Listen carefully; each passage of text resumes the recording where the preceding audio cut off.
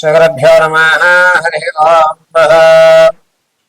ఈశానా సర్వవిద్యానామీశ్వర సర్వభూతానాం బ్రహ్మాధిపతి బ్రహ్మణోధిపతి బ్రహ్మ శివో మే స్వదా శివోం. పంచాంగ శ్రవణం అనేటువంటిది ఉగాది రోజు మనం జరుపుకుంటూ ఉంటాం. 2026 అనేటువంటిది తెలుగు నామ సంవత్సర ప్రకారంగా చెప్పుకోవాలి అంటే కనుక మార్చి 19వ తారీఖు నుంచి ప్రారంభమవుతుంది. అయితే కొంతమంది తమ యొక్క ఆలోచన విధానాన్ని అంటే న్యూ ఇయర్ నుంచి కొత్త జీవితం ప్రారంభం చేద్దాం, న్యూ ఇయర్ నుంచి ఒక కొత్త గోల్స్ ఏర్పరచుకుందాం, ఈ న్యూ ఇయర్ నుంచి నా జీవితంలో కొన్ని చెడు వ్యసనాలు వదిలేద్దాం, ఈ కొత్త సంవత్సరం అంటే ఆంగ్ల సంవత్సరం అయినటువంటి జనవరి 1వ తారీఖు నుంచి కూడా నేను ఇలా మారదాం అనుకుంటున్నాను, నా యొక్క ఆలోచన విధానం కానీ స్థిరాస్తులు కానీ నేను ఈ సంవత్సరం నుంచి ఇంకా అప్పులు చేయడం కానీ అప్పులు ఇవ్వడం కానీ మానేద్దామని కొన్ని నిర్ణయాలు కొంతమంది తీసుకుంటూ ఉంటారు. అటువంటి వారు జనవరి 1వ తారీఖు నుంచి 2026 డిసెంబర్ వరకు కూడా ఏ విధమైన ఫలితాలు ఉండబోతున్నాయి అనేది మాత్రం తెలియజేసుకుందాం. ఇది కేవలము ఆంగ్లనామ సంవత్సరాన్ని అనుసరించి మాత్రమే మీకు చెప్తున్నటువంటి పంచాంగ శ్రవణం. జాగ్రత్తగా వినండి, గుర్తుపెట్టుకోండి. ఇది పంచాంగ శ్రవణము కాదు. పరాభవనామ సంవత్సరం జరిగేటువంటి మార్పులు కానీ స్థితులు కానీ చెప్పడం లేదు. కేవలం ఆంగ్లనామ సంవత్సరాన్ని ఆధారంగా చేసుకుని నా జీవితంలో కొన్ని మార్పులు కానీ కొన్ని చెడులు కానీ వదిలేస్తాను ఈ న్యూ ఇయర్ నుంచి అని కొంతమంది ఆలోచించుకుంటున్న వారి స్థితులు అనుసరించి మాత్రమే మీకు ఈ యొక్క ప్రిడిక్షన్, ఈ జాతకం అనేటువంటి చెప్తున్నారు. ఇది కూడా ఎందుకు చెప్తున్నారు గురుగారు, పంచాంగ శ్రవణం రోజు చెప్పచ్చు కదా అని అంటే, జనవరి 14వ తారీఖున అనురాధ నక్షత్రం అంటే జనవరి 14 బుధవారం అండి. బుధవారం రోజు జనవరి 14 బుధవారం అనురాధ నక్షత్ర సింహలగ్నం నందు సూర్యుడు మకరంలోకి మారుతున్నాడు. దీనివల్ల కొన్ని రాసుల వారు అంటే ఉన్నటువంటి 12 రాసుల్లో కొన్ని రాసుల వారికి ఆలోచనలు మారుతూ ఉంటాయి. అయితే ఈ ఆలోచన ఏ విధంగా మారబోతోంది అనేటువంటి విషయం, ఈ మారినటువంటి ఆలోచన వల్ల మీరు తీసుకునే నిర్ణయాలకి వల్ల మీరు అప్పులు పాలవుతారా, లేకపోతే విదేశాలకు వెళ్ళి స్థిరపడేటువంటి అవకాశం ఉంటుందా, లేకపోతే ఏదన్నా వివాహం జరగడం లేదు ఈ సంవత్సరం వివాహం జరిగే అవకాశం ఉందా అనేటువంటి ఖచ్చితంగా రవి సంక్రమణ తదనంతరం మనలో కొన్ని మార్పులు సంభవిస్తాయి. ఆ మారినటువంటి స్థితిని అనుసరించి మాత్రమే మీకు ఈ పంచాంగ శ్రవణం 2026 జనవరి 1వ తారీఖు నుంచి డిసెంబర్ 31వ తారీఖు వరకు కూడా నా జ్ఞానాన్ని ఉపయోగించుకుని అమ్మవారి అనుగ్రహంతో నా తండ్రి యొక్క ఆశీస్సులతో మీకు తెలియజేయడం జరుగుతుంది. ఇది కేవలం నేను చెప్పేటువంటి ఈ జాతకం కేవలము రవి సంక్రమణ ఆధారంగా మాత్రమే చెప్తున్నాను, అది కూడా గోచార రీత్యా మాత్రమే. ఇది గుర్తుపెట్టుకోండి. మనం మారాలి అంటే రేపటి నుంచి మారుతాను అనేటువంటిది ఎవరు చెప్పరు. 1వ తారీఖు నుంచి మారదాం, రేపు 10వ తారీఖు నుంచి మారదాం, ఇలా ఆ యొక్క డేట్ని కొంచెం మెన్షన్ చేస్తూ ఉంటారు. ఎవయా ఇల్లు ఎప్పుడు కొన్నాము, నెక్స్ట్ ఇయర్ కొనేస్తానండి, తర్వాత సంవత్సరం జనవరి 10-15 తర్వాత శుభగడియలు వస్తున్నాయి కదా, రవి మారిన వెంటనే ఇల్లు కొనేటువంటి ఆలోచనలో ఉంటాను. యా చెడు వ్యసనాలు ఎప్పుడు మానేస్తున్నావు, రేపు న్యూ ఇయర్ నుంచి మానేస్తామండి, న్యూ ఇయర్ రోజు ఒక్కరోజు అనేటువంటి మాటను అనుసరించి మాత్రమే నీకు ఈ ప్రిడిక్షన్ అనేది చెప్తున్నాను.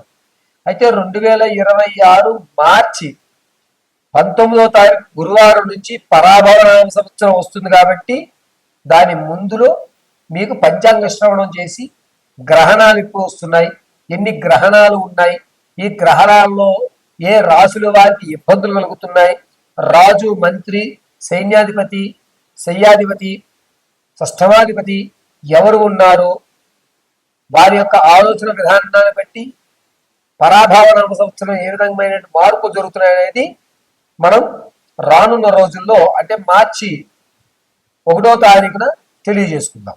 ఇప్పుడు కేవలము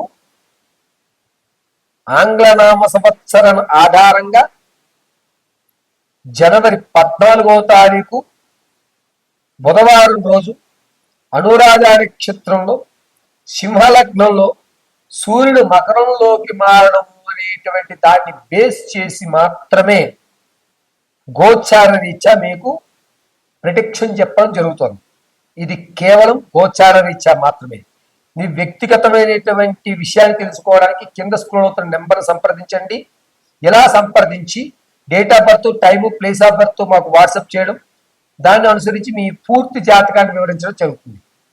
డేట్ ఆఫ్ బర్త్ తెలియకపోతే మీ యొక్క ఫోటో ఆధారంగా మేము అడిగేటువంటి 3 ప్రశ్నలకు మీరు చెప్పేటువంటి సమాధానాల ఆధారంగా మీ పూర్తి జాతకాన్ని, అసలు భవిష్యత్తు ఉంటుందా, భవిష్యత్తులో నాకంటూ కొన్ని పేజీలను నేను లిఖించగలుగుతానా, అనుకున్నటువంటి అమ్మాయిని వివాహం చేసుకోగలుగుతానా, ఆర్థికంగా నిలబడగలుగుతానా, ఆరోగ్య సమస్యల నుంచి బయటపడగలుగుతానా, ఏ విధమైనటువంటి దేవతారాధన, ఏ విధమైనటువంటి దానాలు, ఏ విధమైనటువంటి పుణ్యక్షేత్రాలు నేను ధరిస్తే నాకు లాభదాయకంగా ఉంటుంది, అందరికంటే నాకు ఒక గుర్తింపు సమాజంలో ఎప్పుడు కలుగుతుంది అనేటువంటివి పూర్తిగా మీకు వివరించి చెప్పడం జరుగుతుంది. కన్యారాశి వారికి ఆంగ్లనామ సంవత్సరం జనవరి 1వ తారీఖు నుంచి డిసెంబర్ 31వ తారీఖు వరకు ఏ విధంగా ఉండబోతోంది అనేది జనవరి 14వ తారీఖున రవి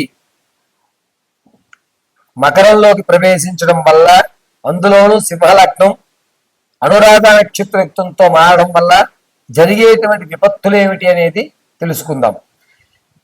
కన్యారాశి వారికి అనుకున్న పనులు ఆగడం, వస్తున్నటువంటి ధనం ఒక్కసారిగా స్ట్రక్ అవ్వడం అనేటువంటిది మార్చి 12వ తారీఖు నుంచి ఏప్రిల్ 24వ తారీఖు వరకు కూడా రావాల్సిన బల్క్ అమౌంట్లు, అంటే కంటిన్యూగా వస్తున్నటువంటి ధనం ఒక్కసారిగా స్ట్రక్ అవ్వడం, ఎందుకు ఇలా జరుగుతోంది అనేటువంటి విషయం అర్థం కాకుండా ఇబ్బందులు పడడం అనేటువంటి జరుగుతుంది.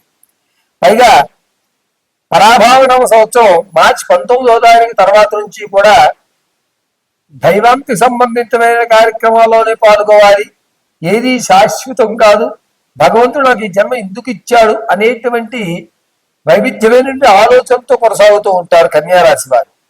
కన్యారాశి వారికి వ్యాపారం పెట్టి అందులో 2-3 బ్రాంచ్లు ఓపెన్ చేసి ఇంత స్లో వ్యవస్థ అనేటువంటిది ఈ సంవత్సరంలో నచ్చదు. ఒకేసారి 2-3 పార్ట్నర్స్తో 2-3 బ్రాంచ్ల్ని ఏకకాలంలో, అది కూడా జూలై 8వ తారీఖు నుంచి ఆగస్టు 11వ తారీఖు మధ్యలో ఖచ్చితంగా వ్యాపారాలు మీరు 3 బ్రాంచ్లు ఓపెన్ చేసేటువంటి అవకాశం లభిస్తుంది కన్యారాశి వారికి. గత ఏడాది కంటే ఈ సంవత్సరం కొంచెం పర్వాలేదు, మన మాటకి విలువ పెరుగుతోంది అనేటువంటి ఆలోచన కలుగుతూ ఉంటుంది.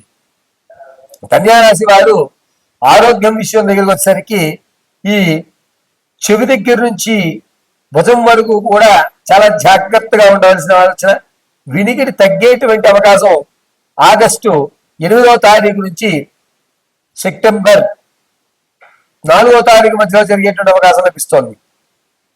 తాత ముత్తాతల నుంచి లభించేటువంటి ఆస్తి కానీ, మీ యొక్క ఆలోచన విధానానికి సంబంధించి ధనం కానీ, మీ చేతులు ఎక్కువ ధనం కనబడడం అనేటువంటిది వచ్చేటువంటి జూన్ 14వ తారీఖు నుంచి సెప్టెంబర్ వరకు కూడా ధనాన్ని మీరు చూడడం, ఆ ధనాన్ని అవసరమైన వాటి మీద ఇన్వెస్ట్ చేయడం, దీనివల్ల రానున్న రోజుల్లో మీరు ఆర్థికంగా ఇబ్బందులు పడకుండా వేసే ప్రణాళికలన్నీ కూడా సవ్యంగా జరగడం అనేది జరుగుతూ ఉంటుంది.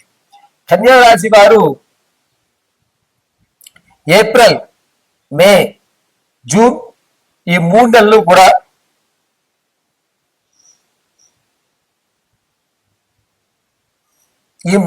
కూడా చాలా జాగ్రత్తగా ఉండాలి.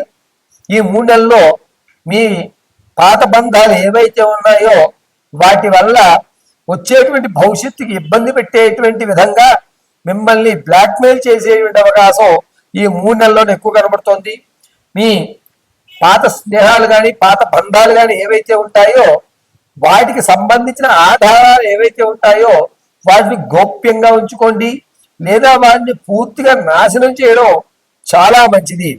కన్యారాశి వారు ఈ సంవత్సరంలో ఆగస్టు తర్వాత నుంచి కూడా ఆలోచన ధోరణి మారడం, మీ యొక్క ఆలోచన అనేటువంటిది అభివృద్ధి చెందడం, ఓ ఇలాగే మనం ఆలోచించాలి, ఇంతవరకు నేను ఆలోచించిన దారి వేరు అనేటువంటి ఒక నిర్ణయానికి రావడం జరుగుతుంది. ముఖ్యంగా కన్యారాశి వారు నమ్మి మోసపోయేటువంటి అవకాశం జూలై 12వ తారీఖు నుంచి సెప్టెంబర్ 8వ తారీఖు మధ్యలో జరిగేటువంటి అవకాశం ఎక్కువ లభిస్తుంది. కన్యారాశి వారు స్థిరాస్తిని అమ్మేసుకునేటువంటి అవకాశం అక్టోబర్లో 3వ తారీఖు నుంచి అక్టోబర్ 24 మధ్యలో ఖచ్చితంగా మీ స్థిరాస్తి ఏదైతే ఉంటుందో ఆ స్థిరాస్తిని పూర్తిగా విడిచిపెడుతూ ఉంటారు. ఈ కన్యారాశి వారు సంవత్సరాంతము కూడా మేధా దక్షిణామూర్తి ఆరాధన చేయడం చెప్పదగ్గ సూచన. తర్వాత